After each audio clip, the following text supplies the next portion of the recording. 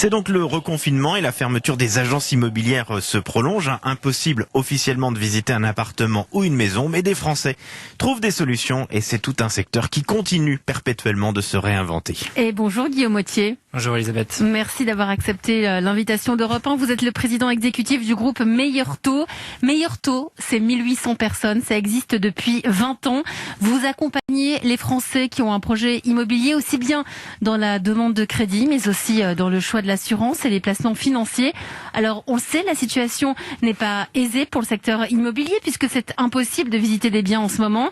Les agences sont fermées. Le marché est-il, oui ou non, bloqué ? Alors, je dirais que la situation est quand même assez différente de celle qu'on a connue lors du premier confinement. Il y a au moins deux différences. Premièrement, les notaires continuent de travailler et puis j'y reviendrai dans un instant aussi les banques, ce qui fait que les projets qui avaient été démarrés avant le confinement peuvent se poursuivre. C'était pas le cas au printemps où vraiment toute la chaîne avait été interrompue. Au début du confinement, après ça s'est vite réglé puisqu'on a mis en place notamment la signature électronique lors du premier confinement. Oui, mais qui avait été appliquée par au fond un petit nombre de notaires. Et donc au total, il y a assez peu de gens. Grâce à ça, tout le monde était prêt, j'ai envie de dire, pour le deuxième confinement. Voilà, il y a eu une préparation et je dirais c'est la deuxième différence. On voit là chez nos clients une différence importante. Il y avait un phénomène, on peut dire, de sidération lors du premier confinement et les gens avaient finalement arrêté de regarder les projets. Là, c'est un changement. On voit une légère baisse dans les nouveaux projets, mais qui est beaucoup moins forte que lors du premier confinement. Alors ça tombe bien, Guillaume Autier, puisque vous parlez du premier confinement. Par rapport à ce premier confinement, constatez-vous des différences dans les demandes ? Alors si on parle un petit peu chiffres, le premier confinement, on va dire la première semaine avait été assez violente. Je pense qu'il y avait, comme je le disais, cet effet de sidération.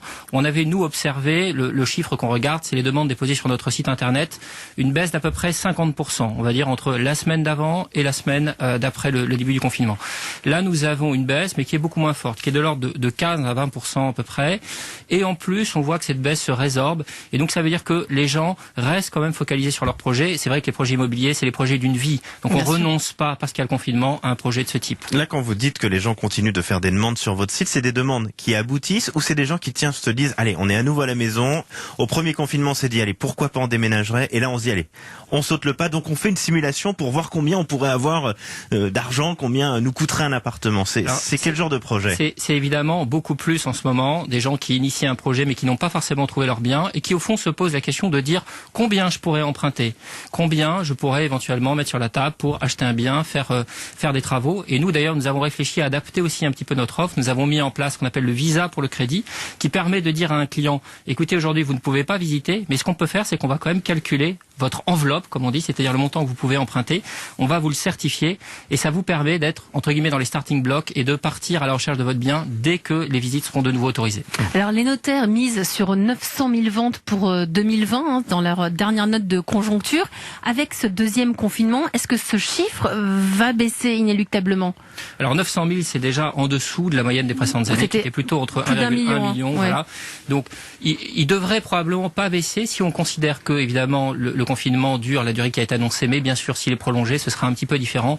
Au total, je pense que l'impact a été très fort pour le premier confinement. Le deuxième, on verra, je pense que ça dépend beaucoup de la durée. Si c'est 4 semaines, l'impact sera probablement modéré. Si c'est 2 mois, bien sûr, l'impact sera plus fort. Alors pourtant, quand on regarde les chiffres, vous dites qu'il y a encore de la demande, mais c'est beaucoup plus dur en ce moment d'obtenir un prêt, puisque ce qu'on appelle le taux de refus des dossiers a tout simplement bondi ces derniers mois. Il est arrivé à 15% des dossiers. On était à 5,5 sur la moyenne de l'année dernière. Pourquoi ça a à ce point-là augmenté? Alors c'est un phénomène que nous aussi on observe. Ça tient à plusieurs choses, mais je dirais que la principale règle qui a un impact sur cette situation, c'est au fond, alors pour être juste technique 2 minutes, la Banque de France, qui est, comme vous savez, la banque des banques, et puis qui aussi surveille les banques, qui a en début d'année énoncé de nouvelles règles. Je pense que les Français ont bien en tête la règle des 33%. Vous savez, on regarde les mensualités de crédit, on rapporte à vos revenus. Cette règle a toujours existé, mais au fond, il y avait beaucoup de dérogations dans le passé. Si vous étiez, par exemple... Il y avait une certaine tolérance. Il y avait une certaine tolérance. Si vous étiez ce que les banques appellent un profil évolutif, c'est-à-dire des gens assez jeunes dont les revenus augmentent, vous pouviez vous endetter jusqu'à 40% sans problème. En début d'année, la Banque de France a dit, dorénavant c'est terminé, le 33% doit être appliqué de manière stricte.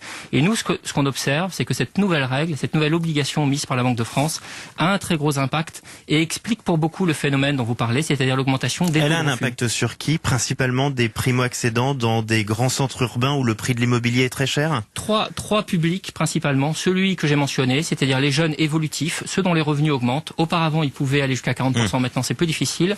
Deuxième public, les gens qui ont plusieurs crédits, parce que notamment ils sont propriétaires de leur résidence principale et ils font peut-être un deuxième crédit pour faire un investissement locatif. Et puis troisième public, des publics plus modestes, des gens dont les revenus sont faibles, qui auparavant pouvaient aller au-delà de 33% et maintenant c'est beaucoup plus difficile pour eux. Donc ça veut dire que ceux qui, il y a encore un an, auraient pu obtenir un prêt, aujourd'hui, c'est refusé. Donc il y a tout un public qui est en train d'être exclu de tout ça. Il y a une partie, alors c'est pas la faute des banques, ce sont les règles que la Banque de France demande aux banques d'appliquer. Nous on estime, pour reprendre les chiffres que vous aviez mentionnés, on a à peu près les mêmes chiffres. Je dirais autour de 15% des projets qui pouvaient se faire l'année dernière ne peuvent plus se faire cette année pour cette raison-là, pour ces nouvelles règles. Les données que vous donnez sont totalement objectives. Est-ce qu'il n'y a pas aussi quand même un côté où les banques en ce moment se disent non, voilà, vous êtes restaurateur, votre profession est trop à risque, je ne sais pas ce que ça va donner demain. Vous travaillez dans l'événementiel, vous travaillez dans un parc d'attractions, etc., etc. Est-ce qu'il n'y a pas aussi des profils qui sont aujourd'hui beaucoup plus regardés, où les banques disent même si vous êtes à 33, c'est trop risqué pour la pérennité de votre emploi? Il y a évidemment un petit peu cet impact, c'est-à-dire que les banques vont évaluer votre risque de crédit, c'est-à-dire votre capacité à rembourser, elles vont regarder votre situation professionnelle, le secteur qui vous emploie. On sent un léger impact, en effet, de ce phénomène, mais honnêtement, il est beaucoup plus faible que le premier. Les banques ne font pas tellement de refus de crédit pour des raisons de situation professionnelle, en tout cas pas plus qu'avant. En revanche, les règles que la Banque de France leur demande d'appliquer, elles ont vraiment un impact. En tout cas, vous restez avec nous, Guillaume Autier, vous êtes le président exécutif du groupe Meilleur Taux. Europe 1. Et il est 13h16 sur Europe 1. À suivre, acheter ou vendre.